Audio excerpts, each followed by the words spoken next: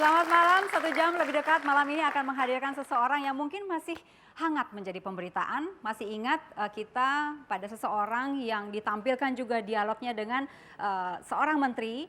Beliau sangat kesal ketika kantornya digeledah. Pasti Anda sudah tahu siapakah dia. Direktur Utama Pelindo II, Bapak R.J. Lino. Selamat malam. Bapak lagi sibuk banget apa enggak nih? Biasa saya sedang Biasa aja. Yeay, Bapak punya waktu untuk kita 1 jam. Silakan Pak. Jadi kalau di 1 jam lebih dekat ini Pak, kita akan mengupas beberapa hal yang mungkin masih menjadi pertanyaan bagi publik. Terutama yang kemarin-kemarin tiba-tiba Bapak menjadi sangat terkenal. Bapak tahu itu kan? Kalau ya. Bapak menjadi pemberitaan selama berminggu-minggu. Dipaksa menjadi pemberitaan. Dipaksa jadi pemberitaan. Karena ada penggeledahan kan Pak ya? Saya nggak ngartikan itu, terserah apa namanya. Oke. Malam ini selama 1 jam kita akan bincang mulai dari sekarang sampai mundur perjalanan karir sampai ke masa-masa Bapak sekolah. Tapi kita lihat dulu ada profil yang sudah disiapkan berikut ini. Nama Richard Josh Lino atau akrab disapa R.J. Lino bukanlah orang yang asing dalam Pelindo II. Namanya makin dikenal berkat prestasinya memajukan PT Pelabuhan Indonesia II Pelindo II terkait strateginya meningkatkan sumber daya manusia di Pelindo II. Asal mula dirinya bekerja di Pelindo II saat dipercaya menjadi manajer proyek pembangunan Pelabuhan Tanjung Priok atas dana Bank Dunia pada tahun 1978-1979. Setelah itu, pada tahun 1990, R.J. Lino pun mulai bekerja di Pelindo II. Tapi kini, berita tentang lelaki kelahiran Ambon tanggal 7 Mei 1953 ini menjadi sorotan, bukan lagi terkait kepiawaiannya mengelola Pelindo II. Ia menjadi berita karena mengancam akan mengundurkan diri sebagai reaksinya terhadap penggeledahan yang dilakukan oleh polisi pada Agustus lalu. Tak tanggung-tanggung, alumni Teknik Sipil Institut Teknologi Bandung Angkatan 1978 ini meminta kepada Menteri Perencanaan Pembangunan Nasional PPN Bappenas Sofyan Djalil untuk menyelesaikan persoalan penggeledahan ini ke Presiden Joko Widodo. Yang kemudian terjadi adalah dicopotnya Kabareskrim Budi Waseso atas kegaduhan ini. Siapakah sosok R.J. Lino sebenarnya?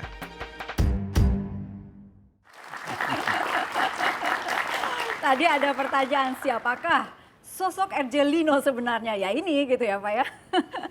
Pada saat ada penggeledahan ini Pak, Bapak kan terekam di media juga. Di situ Bapak bicara dengan seseorang yang di situ adalah Pak Sofyan Djalil begitu ya Pak ya. Bapak ditelepon kan? Kering-keringnya pun terdengar begitu ya. Kok R.J. Lino berani-beraninya ya gitu. Nah begini, itu yang bedakan ya. Saya tuh orang dari Indonesia Timur. Ya. Bapak saya orang Timur, ibu saya orang Ambon. Nah, kita kalau bicara itu belak-belakan begitu. Ya, dan mungkin diterima di orang bagian barat di sini, di Jawa, di Indonesia bagian barat. Kelihatannya sombong atau ngancam, bukan itu. Saya bukan politician, ya saya profesional. Ya, kalau saya nggak disupport, saya berhenti gitu. Karena saya nggak mau tugas saya nggak berhasil. Beda dengan politician, mungkin jawabnya muter-muter, saya enggak. Ya itu tolong bedakan antara apa. Dan saya lihat ya, di negeri ini keberanian orang untuk bicara terus terang. Bicara seorang bahwa dia tuh punya value. Nggak ada gitu, mahal sekali, susah. Semua orang bicara, saya namakannya semua pakai sandiwara. Ada nggak orang di negeri ini yang berani bicara begitu? Nggak pernah ada, coba. Karena saya tahu, saya punya nilai. Dan saya bilang kalau presiden sama wakil presiden nggak support saya berhenti besok. I don't need this job ya. Saya dapat job ini bukan saya minta, pemerintah yang minta saya di job ini. Waktu itu Bapak emosional sehingga akan berhenti besok tetapi nggak mundur-mundur juga kemarinnya gitu? Bukan, Anda bisa lihat gimana reaksi dari atas support saya kan. Saya nggak usah bilang how. Kalau nggak saya berhenti. Gitu. Oke. Dan itu jawaban Bapak dapat kapannya itu Pak? Ketika Bapak mengatakan? Saya nggak usah bilang detailnya, tapi abis itu saya dapat support yang penuh untuk meneruskan tugas saya. Ada support yang penuh ya Pak ya? Oke, ada artikel berikutnya ya. Ya. Kapolri tegaskan periksa RJ Lino terkait kasus mobile crane. Jadi gini, kalau untuk saya ya itu hak kepolisian. Kita mesti sama-sama sebagai warga yang baik hormati tugasnya mereka, karena itu tugasnya mereka. Ya, saya siap, artinya itu tugasnya mereka. Apapun yang kewajiban mereka dan itu kewajiban warga negara untuk memenuhi itu, saya siap melaksanakannya. Jadi untuk saya, it's no problem. Oke, sejauh ini sudah ada pemeriksaan dari kepolisian sudah cukup jauh? Saya nggak ngerti sampai jauh sebelum mana, ya. Tapi saya belum pernah dipanggil. Bapak belum pernah dipanggil. Oke, artinya Itu polisi. kapanpun dari pihak kepolisian untuk manggil Bapak dan ingin mengetahui lebih jauh. Sebagai warga negara yang baik, apalagi saya dirut di BUMN ya, itu kewajiban saya untuk memenuhi itu. Harus jadi contoh gimana kita menghormati hukum. Bapak ini kan begitu yakin bahwa tidak ada apa-apa begitu ya Pak ya. Tetapi mantan Kabar Reskrim sebelumnya mengatakan bahwa 1000% yakin ada korupsi di sana, di kasus ini. Ya itu bukan statement saya, statement beliau. Jadi tanyakan aja ke beliau. Jadi yang satu yakin tidak ada, yang satu yakin ada. Saya ngerjakan apa-apa dengan sangat profesional. Karena begini ya, makanya kenapa saya bisa orang bilang begitu marah ya saat itu ya. Karena kita tuh bulan Mei tahun ini, itu baru isu global bond 1,6 billion dollar. 1,6 billion dollar itu lebih dari 20 triliun. Ya. Global bond loh, di Stock Exchange Singapura. Dengan format 144A. Itu salah satu format yang, bukan salah satu, format yang paling tinggi persyaratannya. Kita dicek semua, judul-judulnya begitu ketat. Kita dari 1,6 billion dolar itu, 1,1 billion dolar itu bunga 10 tahun, tenor 10 tahun.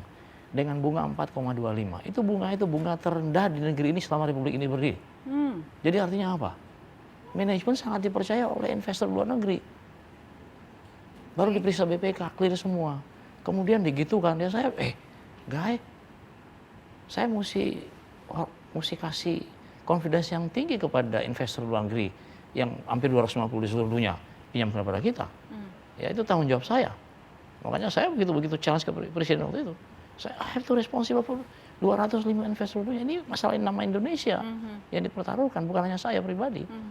Ya. Dengan kejadian itulah, saya nggak ingin detail satu persatu ya kejadian itu ya. Terus terang saya disappointed. Oke, disappointednya kepada siapa terutama? Kepada negeri ini saya disappointed, makanya saya bilang sama presiden, wakil presiden. Ya. Oke, kalau ada orang yang merasa perlu untuk menggugat balik Bapak, Silakan. Saya merasa apa yang saya kerjakan benar, corporate governance benar, ya. Dan apa yang saya kerjakan sangat menguntungkan perusahaan. Perusahaan bisa tumbuh 5-6 kali, hampir 7 kali aset dalam 5 tahun. dibandingkan Not so many people can do it. Oke. Kita bisa bergerak ke artikel berikutnya ya. Oke. RJ Lino _2. Saya tidak melanggar undang-undang. Ini terkait dengan perpanjangan konsesi dengan HPH, Pak. Tidak melanggar undang-undang ya, Pak. Dan Serikat Pekerja memprotes ini, Pak. Sampai 28 tahun ya, Pak? Jadi begini ya, yang kita perpanjang karena begini, JCT itu kontraknya baru habis 2019, ya. Kemudian saya baru 2013 itu saya lelang New Priok, itu angkanya tuh bagus sekali hasil lelangnya. Pendapatan kita per hektar, pendapatan kita per meter tenaga, pendapatan kita per kapasitas bagus sekali. Kalau itu dibandingkan dengan JCT seperti bumi dan langit. Sementara itu kita masih punya JCT 5 tahun lagi kontrak. Jadi saya tanya, ini kalian mau rubah nggak term yang 5 tahun ini menjadi term yang lebih baik pada New Priok? Ya, itu dasarnya kenapa kita kasih perpanjangan. Nah, yang union ini saya kadang-kadang bingung kan, mereka kemana-mana kan. Mereka bilang, wah Indonesia, kita anak bangsa, ini untuk Indonesia. Dan harapannya? Tapi mesti ingat ya, di sana itu gaji senior manager itu lebih dari 99 juta. Ini gajinya berapa? Saya nggak bisa bilang di sini lah, Pak. Nah, saya bilang ini anak SMA di sana itu pendapatannya 47 juta sebulan. Wow. Ya, karena apa? Selama ini mereka gunakan powernya dia, menekan manajemen dari Hong Kong itu untuk mendapat kompensasi yang menurut saya kompensasi yang nggak benar. Itu untuk saya itu kalau dalam amountnya itu hanya lebih sedikit daripada perusahaan yang sama di Belanda dan di Inggris. Tapi living expenses di Belanda dan Inggris kan tinggi sekali. Jadi kalau dibilang net mereka the highest in the world. Nah, orang-orang seperti gini bicara mengenai nasionalis, mau operasikan sendiri. Kalau dioperasikan Indonesia gajinya kan nggak bisa begitu. Kan nggak matching. Bicara nasionalis dan bicara mengenai senang sama gajinya.